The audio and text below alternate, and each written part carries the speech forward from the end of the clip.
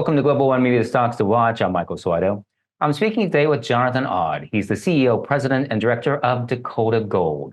They're based in the U.S. state of South Dakota, and as their name implies, they are laser-focused on the yellow metal whose value has been soaring to record heights.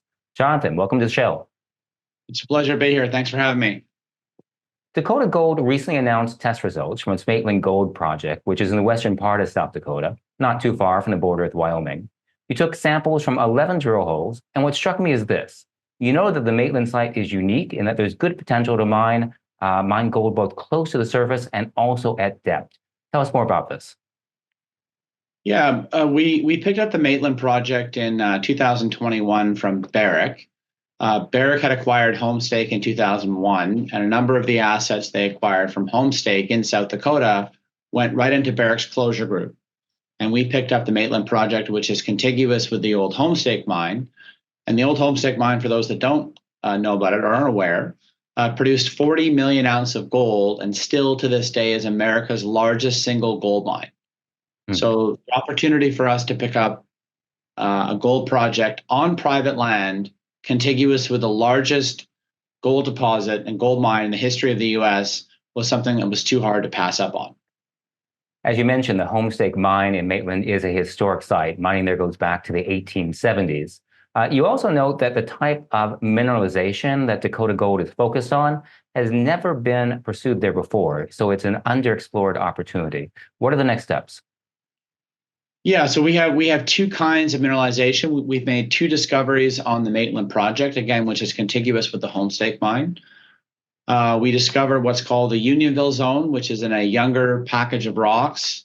It's tertiary epithermal, and it sits on top of the Homestake formation. Homestake never assayed for it in its 125-year history of producing gold in the Black Hills in South Dakota. And in some of our more recent press releases, we've talked about the discovery of the JB zone, which is in the same geology, same host, same age to what Homestake was mining for 125 years. And that's in Homestake formation. And we've had some really good intercepts there. And more recently, we've announced that what we're seeing in the JB zone is akin to the Western ledge system in the old mine, where 17, 19, and 21 ledges, three distinct gold zones within the old mine that were mined for 125 years, there was between 6 and 7 million ounces of gold in what they call the Western ledge system. So really encouraging. And I think most importantly, our geological model is working. So it's allowing us to really now vector to where we think the thicker, higher grade portions of this deposit are going to be. I got to say, when I heard that amount of gold, I just sat straight up in my seat. What I think is also interesting is your company, you're focused on these new gold discoveries and opportunities that builds on history, on 145 years of mining history. What are the criteria you use, though, for selecting projects in this area and deciding where to invest resources? Yeah, so when we look at how to deploy capital, it's a very competitive process. Data ultimately wins. So when it comes to looking at how to deploy capital, you've got brownfields and greenfields targets. So brownfields would be more developed. Brownfields would have historical drill holes. It would have data that you can really sink your teeth into and look at that and say, okay, we think we can move this opportunity forward and make it bigger. We think there's something that somebody else missed.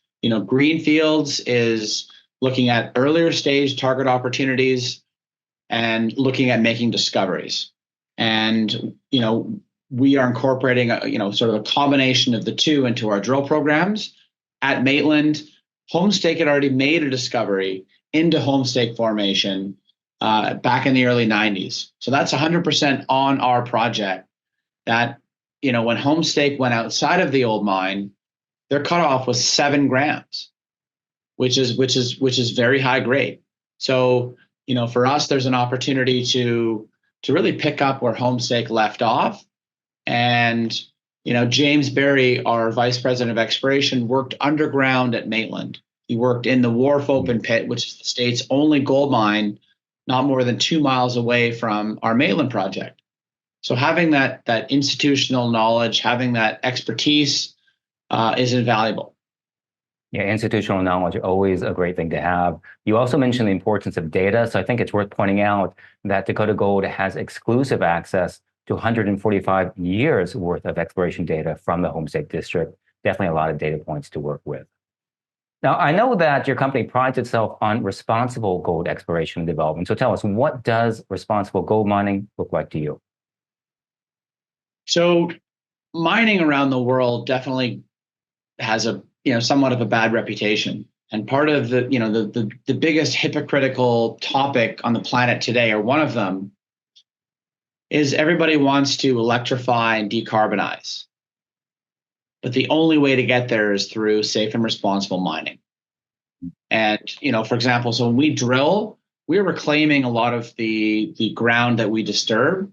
And in over 2 years of drilling, we've only disturbed a net of 16 acres. And we're trying to repurpose already disturbed ground. And everything we're doing right now is on private ground. I love how you put that in terms of not creating a new footprint, responsible gold mining, responsible mining of any sort. I think it's extremely important, and I'm really glad to hear you talk about that. Let's talk money now. Over the course of your career to date, you've raised more than 600 million US dollars for companies in the natural resources sector. And while your operations have focused primarily on gold, you're also someone who has his finger on the pulse of the precious metals industry in general. So I'm curious, where do you think the industry is headed from here?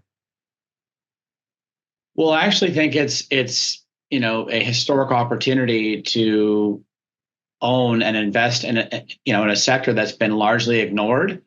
And you've heard a lot of chatter and a lot of talk around, well, that there's this massive disconnect between relatively robust metal prices and anemic performance in the gold equities. Now, you've had some of the gold seniors start to outperform, but still, when you look at gold's at 22.72 right now, and it's something that is the gold equities are at this historic low from an entry point. So prior to this move in the gold price, there was a concern that there was margin erosion, not margin expansion. So in an inflationary environment, supply chain is stretched and challenged.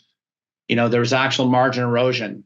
Now, this last $200 move in the gold price, for gold to break out and be at all-time highs, will go directly to the bottom line of these miners. And if we are coming into a Fed pivot, doing so from 2270, 2200, we think is something that everybody should have some level of exposure to. It's still an under-owned asset class. And again, I think that maintaining $2.5 trillion annual deficits in the US, $1 trillion on your military, and $1 trillion to service your debt, that is not sustainable. And at some point, there will be an inflection point. And the other key theme that's going on right now is you're seeing de-dollarization happen. So you're seeing a lot of countries are looking for alternative ways to settle transactions. And, we think gold will play a central role in that. And it's a phenomenal time to be looking at this space. Well, as we've been discussing, gold has been trading at record levels. It's up close to 2,300 US dollars an ounce today. If you look at the charts, gold has just been rising pretty steadily since last October. As of today's filming, it's up 25% over the last 6 months. Do you expect it to go further up? Well, look, it's had this historic move without really a pullback. So I've done this long enough where nothing goes up forever. So there are certain metrics where it starts to look overbought, but clearly there is something going on where there's massive physical demand. And so you're seeing, you've had this paper market versus the physical market, where the paper market has been has run the gold market for forever. And now you're seeing the physical market start to be the leader. We're acquiring large amounts of physical gold. I mean, it's really driving this gold price increase. You've had record central bank buying and really a shift from west to east. So I think there's probably some kind of a pullback that will happen over the next month or 2 months or sooner. But I think that this higher for longer narrative of rates being where they are, the longer it stays at these levels, I think the higher gold goes. There's been now pricing in 3 interest rate increases interest rate cuts in 2024. Looks like, June or September is when the Fed will start to cut rates. I think that's where gold could be, materially higher from where it is today. Okay, so you wouldn't be surprised to see a pullback, but at the same time, the overall fundamentals, the demand, like you say, from central banks and from others is there, which should push the price of gold higher. So one of the things which I find interesting, I'm really trying to understand, is that while gold is going up, the share prices of many gold exploration companies and miners, they're not rising in tandem with the price of gold. Why do you think that is? Well, I think the generalist investor is not yet very active in the gold space. I think they're tentative in terms of, is this another false start? Are we going to have another meaningful pullback? But I think, again, I don't like using this time is different, and history never repeats itself, but it rhymes. And I think the balance sheets of the miners are much better than where they were, 15, 20 years ago. So in 2001, gold was $265 an ounce, and it went to $1,900 in 2011. And, we're starting this next leg up here with interest rates at, 5.25%, 5.5%. It's not sustainable for having almost $35 trillion in government debt in the US. So I think that there's still a general aversion to having exposure to gold stocks because a lot of other sectors are really working, the Magnificent Seven, tech, AI. But I think the gold industry is one of the few industries that has any deep value left. And it's a sector that's been largely left for dead. We went to the BMO conference in late February, and the mood and the tone there for gold and gold equities was terrible. And this was before this $200 move in the gold price. And it's just an underinvested sector. There was actually outflows. So several of the institutions that were participating in the conference are open-ended gold funds, and we're getting redemptions, outflows. So they then have to sell a basket of names to raise the money to satisfy the redemptions. And that was a gold at $2,000 an ounce. All right. Well, thank you for walking us through that. I mean, off screen, before we got started, you said it was really the billion-dollar question. And I think it's something that people are still trying to grapple with. Let's take a more specific look now at your company, at Dakota Gold. Its share price has been rallying over the past month, up about 12%, but it is still in bear market territory. So tell us, what do you think makes Dakota Gold a compelling investment opportunity today? Why is it a stock to watch? Yeah, I think when you look at a chart, I mean, it's just crossed above the 100-day moving average, which is an important technical characteristic. Look, over the next month, we are delivering a maiden gold resource for our Richmond Hill project, which is only a mile away from Maitland. And this will be the compilation of 800 historical drill holes and about 50 holes that we've drilled on our own. And Richmond Hill is a mile north of Wharf, which is the state's only producing gold mine. Same geology. So that's going to be really important to help not only underpin the value of our company, but allow a platform for growth going forward. And at Maitland, we're really figuring out the geology and having this Western ledge system analog at our Maitland project that contains our JB discovery is really exciting. And then you've got this Unionville discovery, which is in a younger package of rocks in this tertiary epithermal that typically is an overprint on top of the Homestake Formation. So with every drill hole we drill at Maitland, we have an opportunity to hit both kinds of mineralization. So you almost get 2 for the price of 1.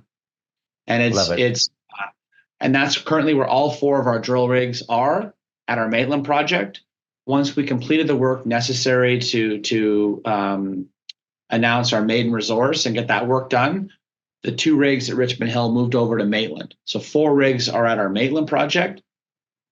And again, for those listeners that are tuning in late, Maitland is contiguous with the Homestake mine that was in production from 1876 to 2001, produced 40 million ounces of gold, and grew Homestake into one of the largest gold mining companies in the world for decades. Jonathan, thanks for making that bullish case for us. I think it's also worth noting that with U.S. interest rates expected to fall this year, we may see even more investors switching into gold, and that could translate into heightened interest in exploration companies with good prospects. So thank you very much for walking us through Dakota Gold's portfolio and sharing your outlook on the sector. Thank you so much. We've been speaking with Dakota Gold CEO Jonathan Odd, and you've been watching Global One Media's Stocks to Watch. I'm Michael Swido.